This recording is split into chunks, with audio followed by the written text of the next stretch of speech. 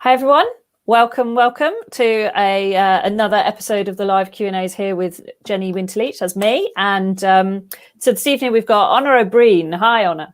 Hiya.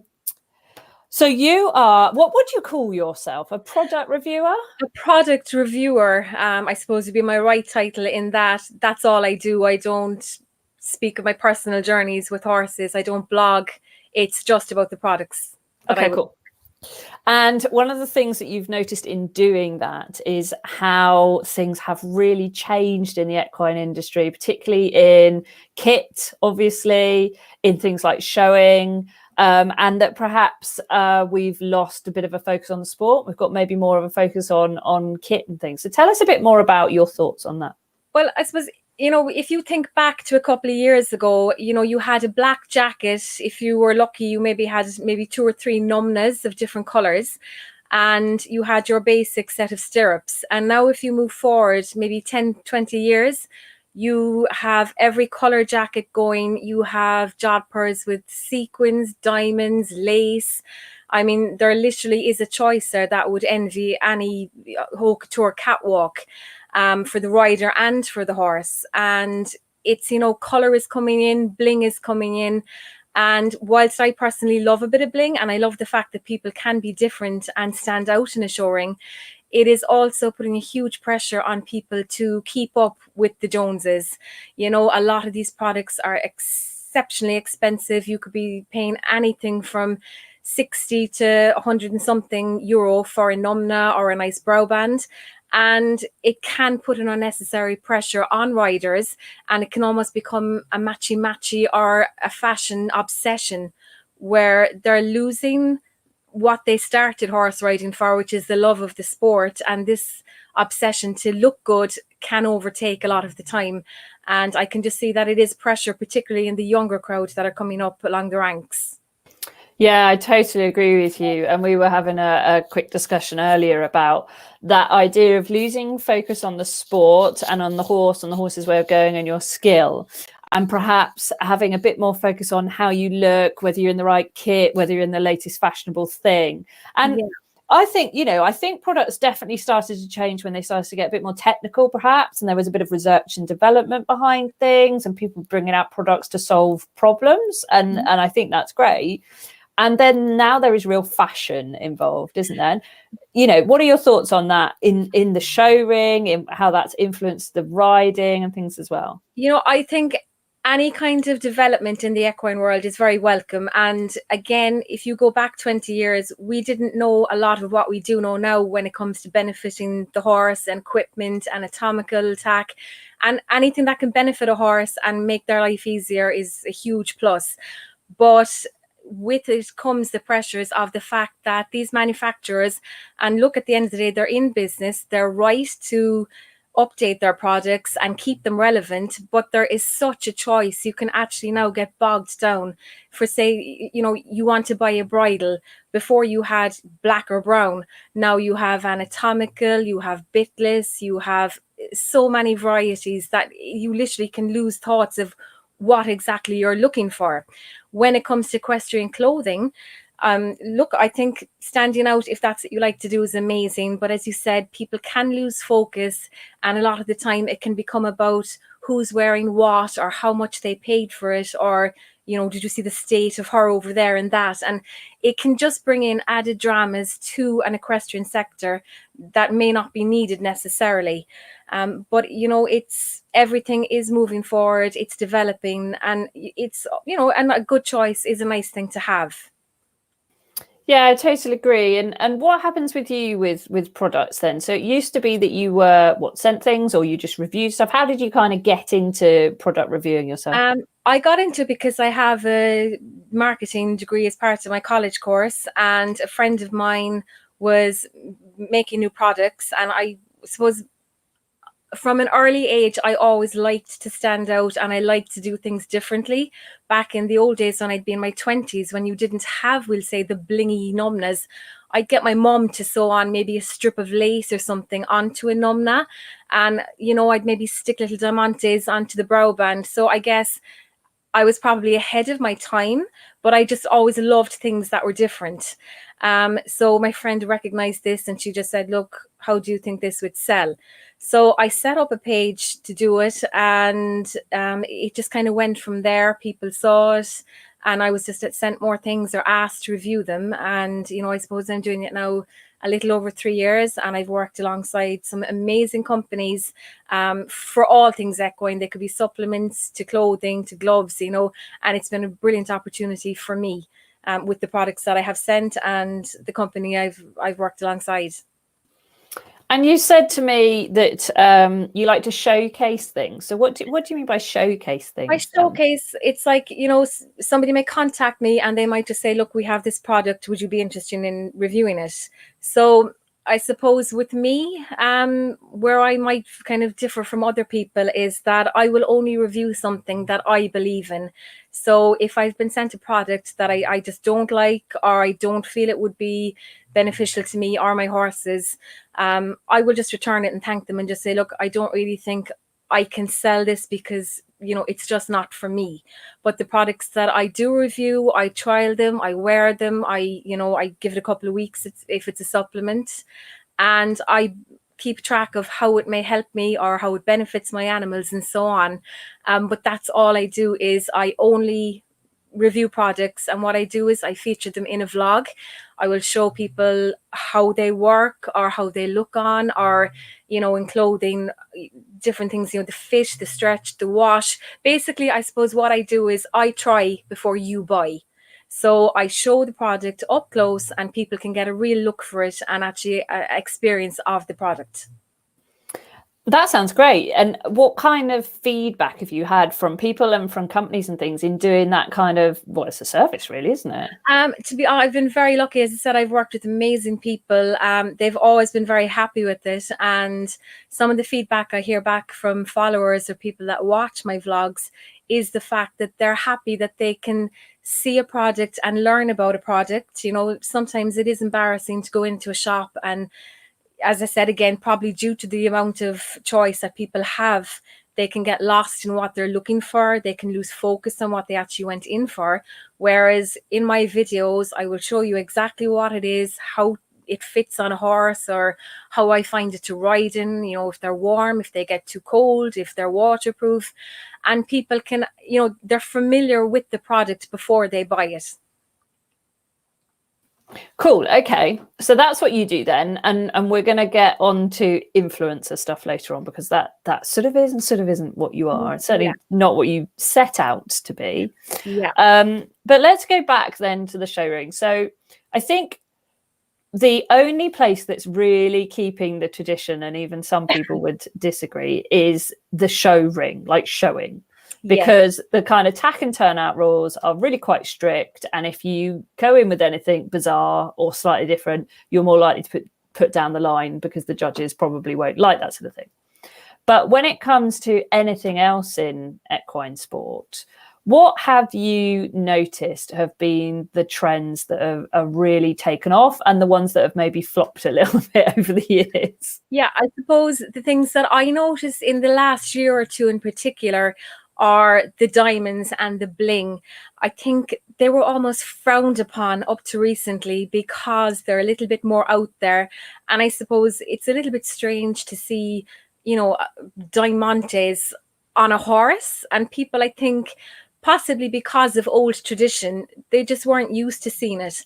And I remember, as I said, I probably was one of the first people to start really going in and just not caring about what people thought, with all these blingy things that I used to import from America, because you just could not get them in Ireland, certainly at the time, and even in the UK it was a struggle.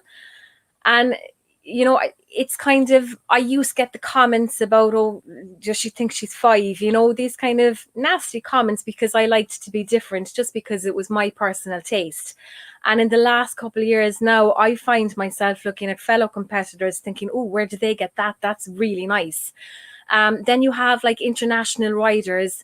Danielle Goldstein, she rides with the feathers in her hair. She's really unique. I mean, there is nobody like her out there. And you have also Luciana Diniz. And I was recently watching them maybe last year, and there was two male commentators, and Luciana came in a bright pink jacket and Danielle had the feathers in her hair. And the two commentators, you know, they kind of made the point of, you know, this is not something we're used to seeing. And, you know, that they appreciated the fact that these girls, they looked different, they stood out. And it's not even about standing out from the crowd, it's just expressing your individuality. And I don't feel that anybody should judge you on your taste or what you like. You know, you may not agree with what these people do, or bling, or pinks on a gelding, all this kind of stuff. But at the end of the day, does it really matter? The only person that you should be worried about is your own taste and how you feel comfortable presenting your horse. And I have the saying, you know, it's better to look the part and feel good. And even if you have a crap day and you knock every fence inside in that arena, you know you made the effort and you look good. And, you know, that is a compliment booster in itself. I totally agree. And my husband and I have always had a bit of a running joke in anything in life that we always say, well, it's 50% looking good and 50% skill. So if you can get 50% there, then why not? You know, if you look good. And then I always used to say that for dressage, if I was going to wear something super blingy or super good, or, you know, gorgeous boots or something, like, I'd have to ride to them. Like, you have to, because there definitely is sometimes, if you're going to stand out, you want to be standing out for the right reasons, don't you? And I think it's wonderful. I love the fact that you're saying, actually, you express yourself, like, if as long as it's legal within the sport that you're doing, and it's just a color or bling or something, and it's not necessarily a piece of technical kit or something that you shouldn't have or shouldn't do or that affects anything, why not wear a pink jacket? I mean, the day that British dressage allowed people to wear whatever color boots they wanted, because they you know, eventually people said the color of your boots makes no difference. It does. I mean, it's not going to affect your performance or the horse's performance. But it does if you feel good. Well, yes. And, you know, a bit of variety. And I mean, even for spectators, it's sometimes nicer for spectators to have a little bit of variety instead of, you know, black boots, beige jodhpurs, black jacket. You know, it just, I think it brings more to the viewing, particularly at bigger shows where people are standing out, they look different, there's different color combinations. And the horses just, you know, they're all individuals. So I think the main message that's coming through then is, if you like your stuff traditional and plain, then fine. If that's how you want to be, that's absolutely fine. If you like a little bit of bling or a bit of lace or a bit of colour or a little splash of something different, then great. You know, as long as you feel confident. I think the danger of some of this stuff is this trying to keep up, and the kind of real fashion element, and particularly disposable part that's really come in recently. What have you noticed about that?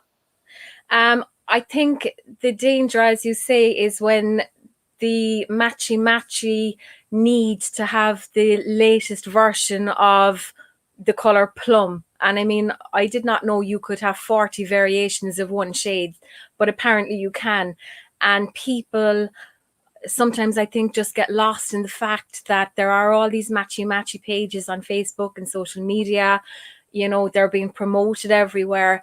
And I do know personally of some people that if they don't have the latest release of whatever brand it is, you know, they feel like they're doing themselves an injustice. Now, look, I can't talk. I have many Numbnas, but I don't have 20 of them in the same color. They're all different. And, you know, again, to me, I can't justify spending a lot of money on, you know, the very slight different colors of purple or plum, to be, you know, precise. So it can get dangerous when people lose sight of the fact that, you know, they're keeping up with this persona that they're seen as, or they achieve for themselves. And I mean, look, at the end of the day, these companies are there to make money. Of course, they're going to release all these things as long as people will buy them. But I do feel that sometimes people just lose sight of the fact that they started this hobby because they have a love of horses, they enjoy the sport, and it's fun and it's a day out. And they just spend the time, you know, sitting in the car park or the warm-up arena watching other people kind of saying, oh, you know, Mary Jane there has the newest version, I'll have to get that for next week. And that is where a danger is coming in.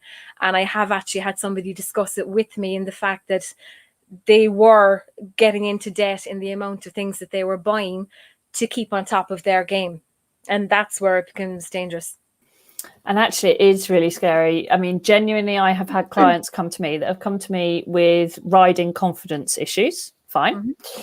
And when we've started unpicking things, we have realized that actually some of it is spurred on by the fact that they're in a lot of matchy groups. Now, again, nothing against lovely matchy kit. And I think it looks gorgeous and it's really nice to match your bandages with your numner, with your ears and all that jazz. You know, I think it's really nice to do it. But what was happening is they felt that because they were around a lot of people and a lot of companies as well who had, who ran matchy companies, then obviously they get it discounted or they'd be sent things first and things like that. But they were still having to buy things. They weren't getting it sent free or anything. And they were finding that actually because they were having to post pictures and keep up and people were waiting to see what they had and they always had to have the latest, greatest thing. It genuinely was worrying them from a riding perspective because they always had to be seen to look good. And that actually, if they had an issue with their horse or they had a riding problem or they weren't being seen to be the best, and actually it was nothing to do with their riding ability, the people were looking at them. It was to do with what colour and what, saddle pad they had on. That was really starting to affect their confidence. They were very worried about the opinions. It could be very judgmental. And we actually had to, when they realized this and we worked through it, it was an addiction. Mm-hmm. It had actually genuinely become an addiction. And it was trying to keep up and be a part of something because they were so worried about what would happen if they were no longer a part of those groups, because they knew that within those groups, there are actually people that will tear you down if you don't have the right kit. And it really is a bit like, Mean Girls and, the horrible, nasty bitchiness in the teenage playground. And there can definitely be that dark side to some of this stuff. There can. And I suppose, I've been riding my whole life. And if I think back to when I was maybe 15, 20, I found the horse community was so much more connected back then. If you had a win, everybody in the warm-up arena would be genuinely happy for you as if they'd won these things themselves. And now come forward to these days, and at times that ring can be a battle zone. There's just... I do find that the support system is gone, that there can be very cliquey and very kind of, as you said, the mean girls versus the new girls versus the kind of old people that just don't want to be a part of a clique and are just there for their horse. And I think where it gets into people's heads is they enter the ring to compete and they're actually kind of scanning around to see who's watching them, to see who's passing comment on the fact that they don't have the latest release from some top equestrian brand, and they're losing focus on what they're there to do, which is to guide their horse to jump a clear round or to do a faultless dressage test or cross-country course. And they're just becoming just tunnel visioned with having to be the best in this, having everything match or the latest colors and so on. And that's where people lose focus, and it does get dangerous. I totally agree. And I think, if anyone's listening into this thinking, but I just really like new stuff and that's why I do it, a bit like you were saying earlier, that's fine. If you want to stand out, if you want to wear something that's for you, then great. But just notice if actually you're being driven by fear of missing out, being driven by worrying about bullying, or being driven by not being accepted, or not looking your best. Now, we all want to turn out our horses. Like, I do showing. I want to turn my horse out so he looks gorgeous. Of course I do. Yeah. But if I don't turn up to a competition in the latest bit of kit, or if I'm not in if I'm not in perfect matchy when I do a clinic or something, like, okay, it would be nice to, but it doesn't affect my ability to ride. It doesn't affect my mindset. But for some people, it really does. And they need to start just kind of thinking about what is driving this. Yeah, I mean, I think the way you'll know if you're kind of bordering on that danger line or whether you just like your bit of fashion and you like to stand out is, do you break into a cold sweat if, I said to you, oh, you're going to that show tomorrow, but look, just wear kind of a tatty pair of white old jods and, don't bother putting on a veil on the horse and your boots. And I mean, some people, if you said that to them, they would literally faint at the thoughts of having to go in something old or not matchy. And, if that happens, you're on that kind of borderline there. Whereas if you are someone that just likes to look good and just likes to be fashionable, you know, in your own style, you know, at the same time, it's not going to bother you to go there for that day and just, you know, have people go, oh my God, you know, where's her pink today? Or I wonder where her blingy fly veil is, you know. So I think you do have to distinguish which side of the fence you're on when it comes to this obsession. Definitely. And I think another interesting part of this is the pictures and the Instagrammability. You know, I think we're getting onto influencer culture as well, which is one thing we do want to talk about as well, which is, you know, I think we need to remember that there definitely are some people who love taking gorgeous pictures of their horse. I mean, I love it, you know, and actually quite often forget to do it, even though he's gorgeous. And I really think, oh, I wish I got some pictures of that. It was lovely, you know.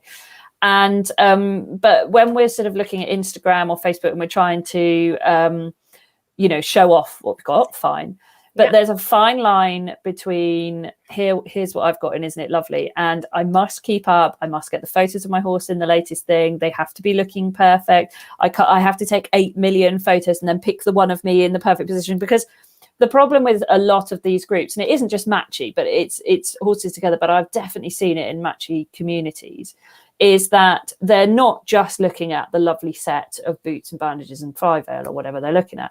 They actually are critiquing the rider as well and say, well, that's all very nice, but, you know, you're not riding that horse very well. Or, and they may not overtly say this stuff, because quite often it isn't necessarily overtly said, but it's implied. Or, you know, someone will say something in real life to someone else, or you overhear something, or there's a comment, or there's entire flipping WhatsApp and DM communities that go on behind these groups as well. I mean, that's a little dangerous as well, isn't it? Yeah, and I think there's a huge, I suppose you'd call it a pressure from influencers and from Insta stars. And, you know, I think where again people lose the touch in reality is that you do have people that have hundreds of thousands of followers that are being paid for their posts, that are being seen worldwide. And then you have, you know, you and me, basic people, we might have a couple of thousand followers and so on. And I think people, again, they're on the side of the fence where it's now almost expected that you display your life in photographs, you know, you glamorize it. You're like, oh, look, I woke up today, aren't I wonderful? Here's a photograph of me feeding my horse. And, you know, people are documenting everything they do. And it's this pressure, and it's almost this new normal whereby you live your life for others to see and, more disturbingly, judge what you're doing with your horse. And, you know, whether you're putting up a photograph of you schooling around at home in a pair of ripped denim jodhpurs that you've had since you were 9, or you're putting up the full show kit and the full show gear, you're always going to have someone pass comments. And this then, I think, inadvertently gets inside your head, and you're fighting against a never-ending battle, because it's going to be, oh, well, I'm going to put up nicer photographs now, or I'll get something new, and, you know, I might get more likes. And it's become a like and a judge society for even the most innocent of us, that, you know, people that don't even compete are feeling this pressure. And it's these little nasty digs, you know, that can come here and there about, oh, you know, your horse is looking lovely, but, oh, you know, did you not pull its mane? And it's these small little things that can set off a very nasty and dangerous line of things, because social media can then lead to massive bullying.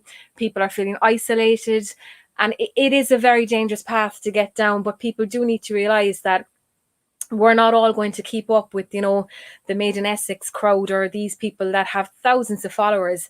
And you just need to appreciate what you have. And somebody actually said it to me a couple of years ago, that the only people whose opinions should matter to you are those that are close to you, you know, your friends and your family. And just because some stranger in Australia that you're never going to meet in a million years passes a comment on your horse, why let it bother you? You know, you don't know them, and they're probably only jealous anyway. So you do have to separate the importance of the comments that are being aimed at you.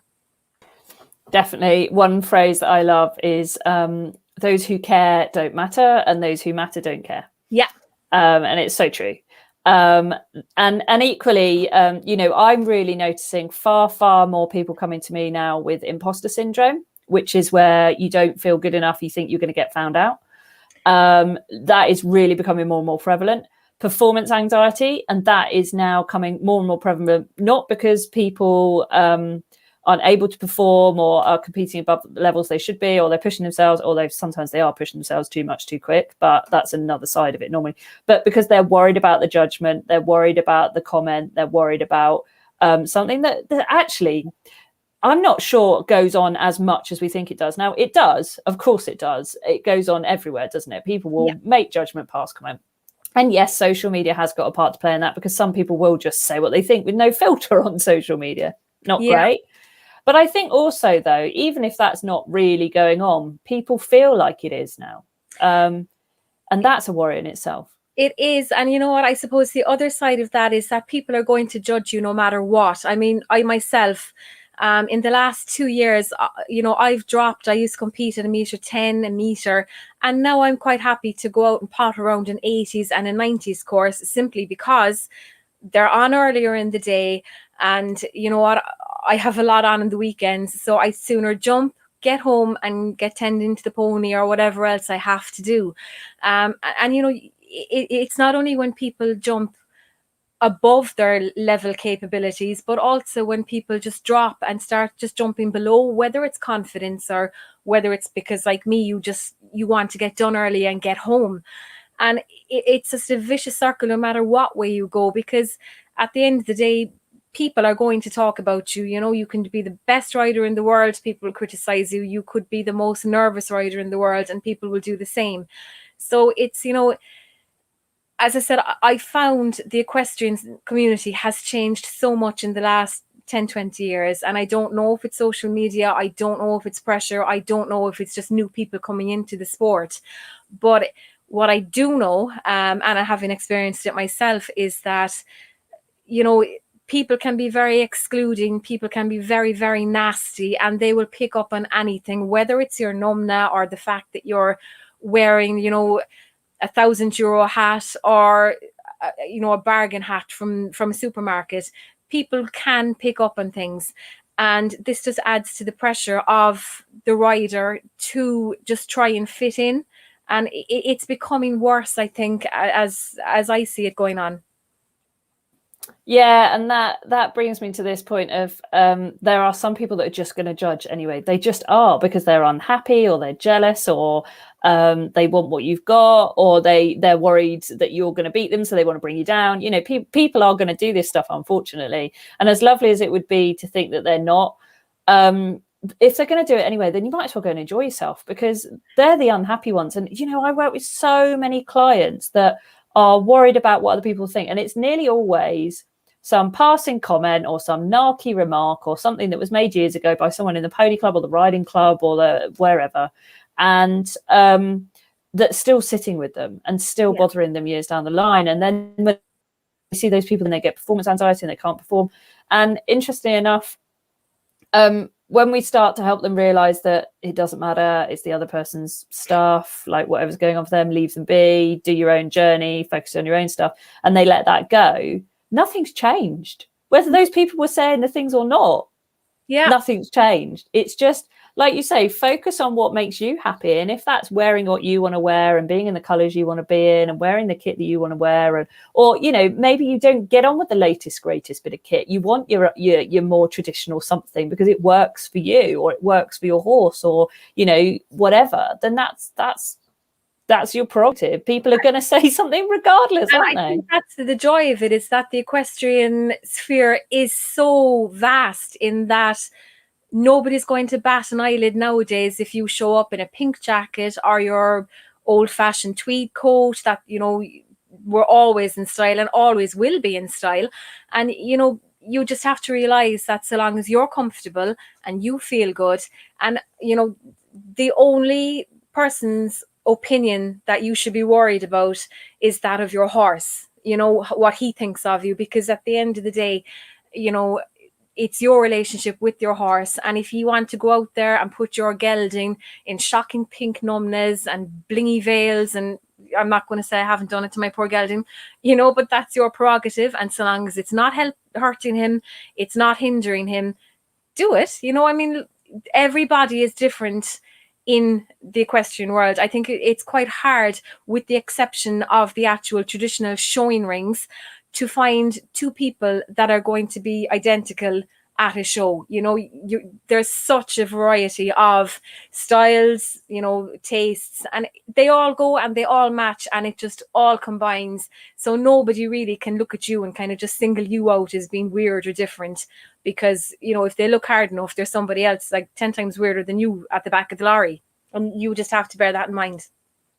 I love that. There's always sometimes someone 10 times weirder than you. I think that's brilliant. And also it's brilliant. And also, people's idea of what's okay and what's not is massively different. And just because one person thinks it's okay or not, well, it doesn't matter. If they're not the judge in that class, they have an opinion, fine. It's all unsolicited.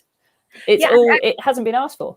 It has. And it's funny you mentioned that, because I actually do find that judges, they like the fact that people are making a little bit more of an effort in the show ring.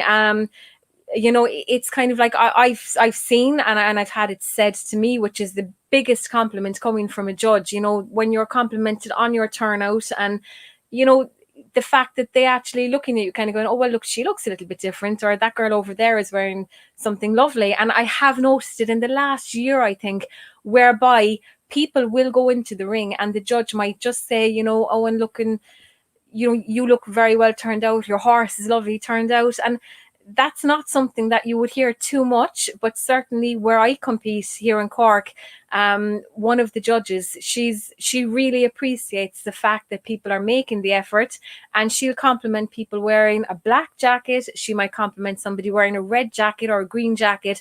So there's no one set style or taste, so long as a judge, they're looking and they're saying, you know what, they made an effort, they look nice. And it is the biggest compliment for somebody to hear that from a peer such as a judge. I think that's lovely, and I think it's really nice that judges are supporting riders that have made an effort in whatever that might be. I think as well, though, that's where we lost it slightly kind of a couple of years ago, in that I'm a firm believer that any, I know you're the British Horse Society over here, we're Show Jumping Ireland. It came to the point where a lot of league shows in particular, you can show up in a tracksuit, a jacket covered in holes and dust, and there's nothing thought of it. And I think that's where a lot of it just kind of, we lost it, in the fact that everybody lost a sense of style. Nobody made the effort. And then kind of it started coming back around at the end of last year. I'd seen show organisers, they're offering prizes for best turned out, they're trying to bring, I suppose, the style and the glamour back into things. And I thought it was the best thing ever, because, we all ride Monday to Friday in denim jodhpurs or plain black jodhpurs or leggings. And it's actually really nice to get dressed up and to pull out your white jods and your nice jackets and make the effort. And I know if I was in charge of running shows, it would be absolutely mandatory that people had to get dressed up, whatever way or style they want it to be, but just make an effort, because it's also, respectful to show the judge that, you appreciate them being there, and, you're dressing accordingly. Yeah, definitely. And I mean, that's the reason that I always plait my horse for dressage. There are days when I'd really rather not, and I have a grey. So there are days when I'm like, okay, do I get rid of the poo stain or do I plait? Like, which is it going to be? Yeah. But I always, as much as possible, plait him up, because I think it just shows, particularly for dressage. I mean, obviously you don't really need to show jumping, that's fine. But I just think it shows that level of respect for the judge. Like, thank you, you've made an effort to come here today. Equally, if I'm stewarding a class or if I'm judging something, I make an effort to look smart and, dress up a little bit. I mean, I don't go for the full, summer dress and a hat type thing. Yeah. I will wear a hat, but it might be more of trilby type thing. But that's my style, and that's the thing, it's my style, but it says, look, I've made an effort because you all have, and I think that's nice. I think where the fine line is, and I love the fact that judges are now giving out prizes for best turned out and things, but as long as it's for like, we think you've made a smart effort rather than necessarily you've got the latest greatest kit. And I think that's where that very fine line is, isn't it, between making an effort and looking stylish, or whatever your style is, because that's very, very subjective. Yeah.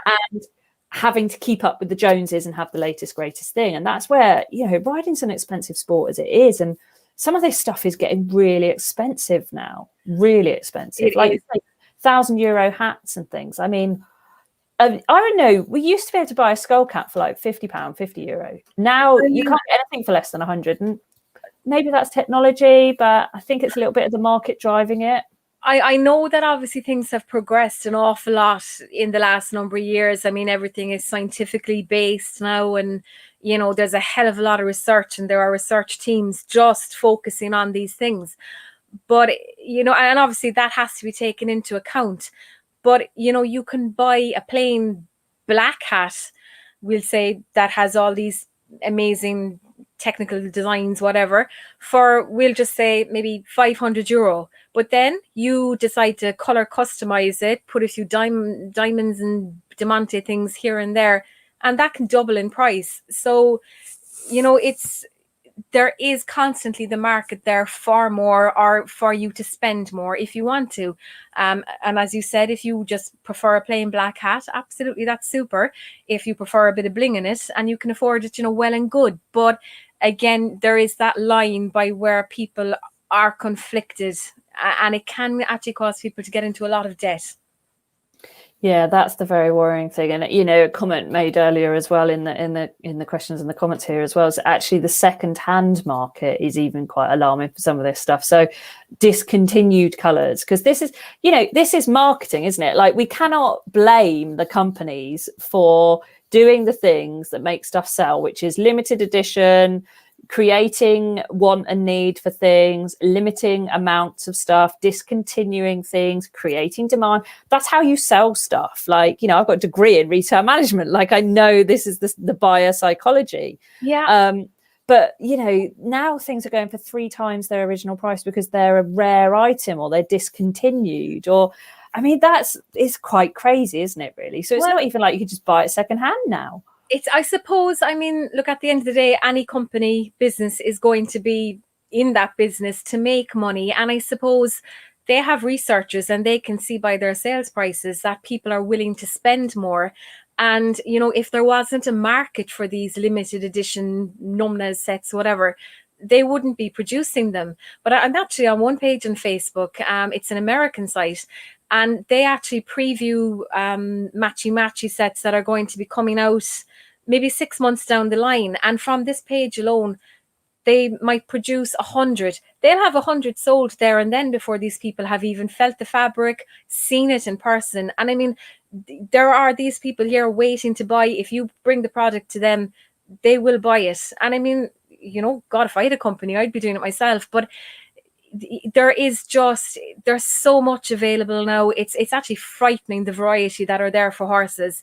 I recently just wrote something about the olden days where, you know, your horse had 2 rugs. It was a stable rug, come travel rug, come sweat rug, come after a bath rug, and you had your jute rug.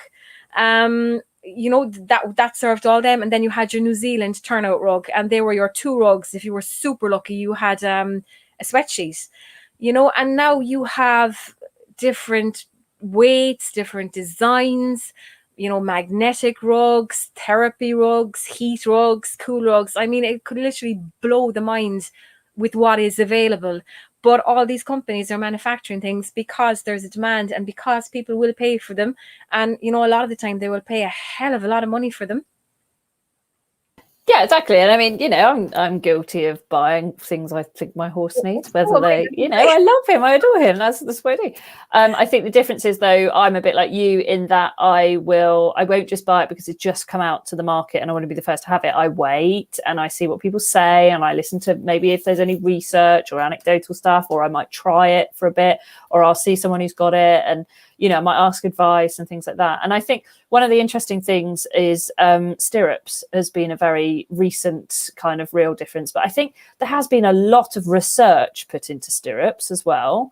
Yeah. And there's definitely some brands coming through that absolutely are fantastic. But the thing that I like about something like stirrups is that you buy it because it makes a difference, or you feel more comfortable, or it's technically safer or something like that. And it's built to last, in theory.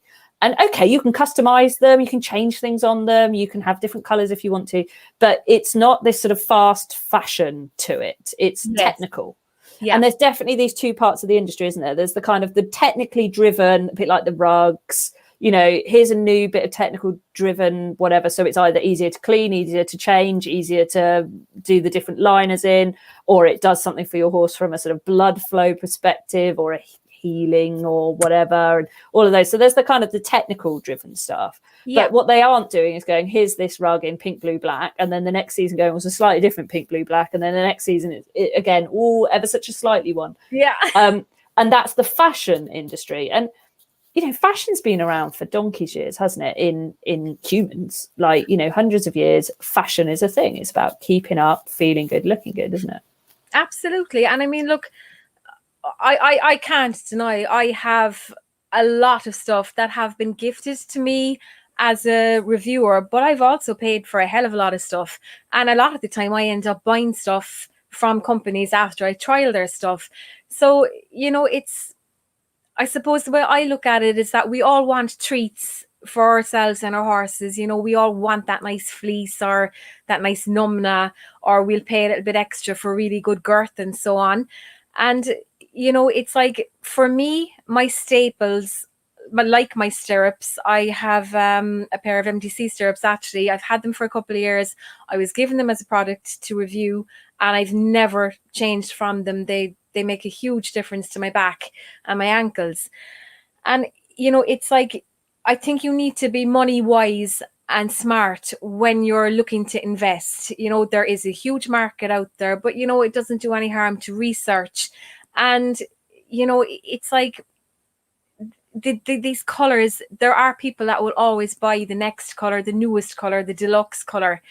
But you know, for me, no, I might have maybe 2 or 3 very different colors of numnas, but I'm not going to have something that it just looks like one is in the shade and one is in the sun. But it's people, I suppose everybody has different tastes, everybody has different needs. But I would say, if you're kind of looking to update or to buy a new product, research it, have a look at it. If you can try it, try it. But, you know, don't be every marketer's dream in the fact that everything they pitch you're running out to buy, because a lot of the time there is absolutely no difference in the products. Yeah, absolutely brilliant. And it's really interesting having this discussion, because so often I have discussions with people about wanting coaching with me or joining a program that I'm running or something, and I tell them the price of it. And it's a program that's genuinely going to change their mindset. It's going to take them away from fear. It's going to make them more confident. It's going to overcome the problems that they're having, that they'll go and buy the stirrups, the saddle, the bridle, the bit, the instruction, whatever it is they think is going to happen, in order to make the difference in their riding, because it's so much easier to market a product. You can say, here's all the technical specs for it, here's why this research has happened, here's all the things, here's someone that's reviewed it, you know, and it's so much easier to do. But interestingly enough, when it comes to buying mindsets, people, you know, it's a much harder sell in that respect of, like, you know, well, if someone told you this saddle is going to mean you ride brilliantly, you're confident, and you're going to enjoy it every time, they would fly off the shelves, wouldn't they? Yeah. You know? Yeah. And yet sometimes it's a bit like coming back to what is important, isn't it? Is your training important? Is your horse's welfare important? Is your horse's training, you know, body and horse and everything? And is your mindset in the right place? Because you might have the most beautiful kit, all the gear, no idea, but you might have all the gorgeous kit. But if you go into the show ring and your nerves get in the way, or you don't perform at your best, then, you know, if you're not feeling confident, or you can't get over it, or you feel like an imposter, then that kit isn't actually doing what you're hoping it will do. No, it's not. And it's kind of, I actually met someone last year and she was crippled walking across the car park. We were just coming back from getting some chips. And I said to her, what's wrong with you? And she said, oh, my back is killing me. And I said, would you not go get it checked out? And she actually said to me, no, I can't afford it, because I just bought the brand new release. I think it was some kind of pair of boots at the time. And I mean, she was willing to literally hobble across the car park. We had to literally get a crane to lift her onto the horse because she couldn't even bend getting up in him. I mean, this girl was in crippling pain, but she'd sooner that and have, as I said, I believe it was a pair of boots that just came hot off the shelf. And it's like, when you're doing something like that, that's insane. I mean, you're putting your health at risk, you know, your equestrian career at risk, because you're suffering just to have the must-have product of that week. And the thing with humans is we're all driven by what's most important to us. And if we have a fear or a concern or a worry about not fitting in, and that is greater than having a bad back or whatever it is, then that will drive the behavior. And I think, you know, if you're listening in and thinking, oh, that is me, then, you know, it can be changed. You just need to think, what is driving my behavior? What is driving my need for the latest, greatest? Why is it that I'm doing that? And if you you realize, like you say, that actually maybe I'm just trying to keep up, or I'm trying to cover something over, or I'm hoping I don't get found out for my ability or anything like that, then that's the time to think, maybe actually I need to change that bit, rather than getting myself into debt or spending thousands and thousands of pounds, or just being on this relentless hamster wheel of trying to keep up, because you'll never be able to do it. You will never be able to keep up. No, and the thing to remember is, you know, just because you can't buy February's must-have, I don't know, bro band, you're not going to be left behind, because you can be damn sure in March there's going to be another 4 of them out, you know, maybe not by company X, but company Z and Y will have them. So you're always going to be able to have something that somebody wants to have, but just, you know, they don't have it, but you will have it. Or, you know, you're never going to be without, because the equine world, it's constantly revolving, it's constantly producing, it's constantly bringing out better things than we bought last week, you know. So there's never that fear that you're going to be left behind. It's actually impossible. Yeah, definitely. And well, that's how iPhone do what they do, isn't it? You've all just bought the new one. 6 months down the line, here's a better one. Oh no, look at all of those of you that bought that. What a shame. You know, you always get the latest thing, and then it's not very long and something better comes out. And that's just marketing. Actually, it's not life, it's marketing. That is deliberate, isn't it? Absolutely. I mean, that is what they do. I mean, look, at the end of the day, they're in business. I mean, of course they're going to do it. But, you know, sometimes I've done it myself. I've rushed out and bought something, and then, you know, a month or 2 months later, there's another one out, and I actually just think to myself, damn, I should have waited. And I know I'm not the only person that does that, you know. So sometimes it's a bit prioritizing. You know, you mightn't buy it in February, but it will still be there in March, April, May down the line, you know, if you just don't want to rush into something, and give it a little bit of thought, just in case something else does come out further down the line.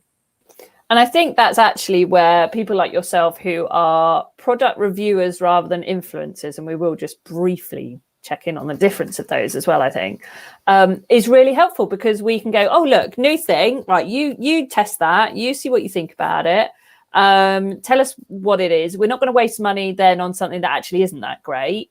And of course, it's your view on what you like and personal preference. So it's not necessarily going to be the same as everyone else's, but at least that gives the opportunity to go, is this a fad? Is this a thing? Is this really good marketing and actually it's not very good?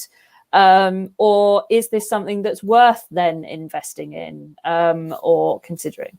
I suppose kind of my mantra is that I'll try before you buy, because a lot of the time these products are gifted to me. Now, I don't just review products that are gifted. If I buy something and I find it absolutely amazing, I will review that as well. But I suppose a lot of newer companies coming onto the market will use the likes of me, because I'm not a professional. I do not get paid to review these products. I do get gifted the products, which is amazing, but I have no reason to push a product upon the market because it does not financially benefit me in any way. And, you know, something that people started saying to me earlier on when I started doing this was, you know, it was nice to have a real person, you know, just like them. I have to get up and feed the horses at God hours of the morning, go to work to keep them and pay for them and so on. And, you know, people just like the fact that I'm one of them, and I'm not some professional rider that gets paid thousands of euro to promote this product that in reality a lot of them will never even see in person. You know, they just have their name associated with it. And I suppose because I am not professional, I'm also not a professional videographer. I'm not, a trained reporter or reviewer, whatever you want to call it. So my videos may be basic, they may be blurry, they may not be in the best light, but what you do get is an honest opinion. There have been a couple of people said you never do bad reviews, and I won't do bad reviews, and I never will, because if I am sent a product that I just don't find good, it doesn't benefit me, I don't like it, I would sooner return it to the supplier and just say, look, it's just not for me, and I can't lie about it for the sake of doing a review. So look, I'd just sooner not do it. And that's why I won't do bad reviews, because just maybe I don't like a product or I don't find it beneficial does not mean that everybody else in Ireland won't love it. And it's not my position to damage a company or to badmouth the company's product. And I suppose that's where the difference in a product reviewer like me is that it's very real, it's very honest. And if something is maybe hard to apply or there are little negatives, I will mention them as well, because look, not every product can be 100% perfect and flawless. But what you do get is just, look, I'm the same as you, this worked in my horse, and it's just people getting an opportunity to see something up close, maybe to see it on, again, a real person, because I am not a size 8 or 10, I'm not a model. And I think people resonate with the fact that I'm just like the rest of them, I'm just basically a human that has horses like 99% of the equestrian community. Cool. Well, thank you so much. I think it's been absolutely fascinating talking to you and hearing what you say. And if people want you to review a product, can they kind of request that you do a review? Is that something you do? Or yeah, absolutely. I have my Facebook page, Equine Sense and Sensibility, and they can just pop me a message on there, or my phone number is on there, and I'll be delighted to talk it through with them. Super. And of course, anyone listening who's got products in a company or anything that wants to get you to review something, they can get in touch and ask you about that as well. Yeah, absolutely. Is there anything you've ever not wanted to review that someone's asked you? Has there ever been anything you've gone, oh no, thank you very much? I was sent a pair of Vastus leather chaps once. And they're needless to say, they were sent straight back. An American company had contacted me about reviewing a pair of chaps, which I thought was great. But what I didn't realize is that they weren't actually an equestrian company. They were an adult company, we'll say, for adult pleasures. So yeah, they were sent back fairly quickly. But other than that, no, I've been very lucky in what I've been sent. There's always something that is absolutely brilliant. Oh, such a shame you didn't review them. I'd have loved to have seen that review. That would have been very amusing. Cool. Well, thank you so much for your time, and it's been really interesting talking to you. And we'll keep an eye out for what you've got coming up, and I'm certainly going to look a lot more at what you're doing now, because it's such a great idea of just seeing what someone else thinks first. And I do get that. I tend to be the one who's got the kit before other people, because I've seen it because obviously I have a lot of sponsored riders and ambassadors, and often they get stuff, and so I kind of hear it from them and things as well before I'll then go and buy it. But it's always good to have someone who tries before I buy. Sounds good to me. So thank you so much. Everyone said it's been very interesting, and thank you very much. So we will see you soon. Super. Thank you. Bye.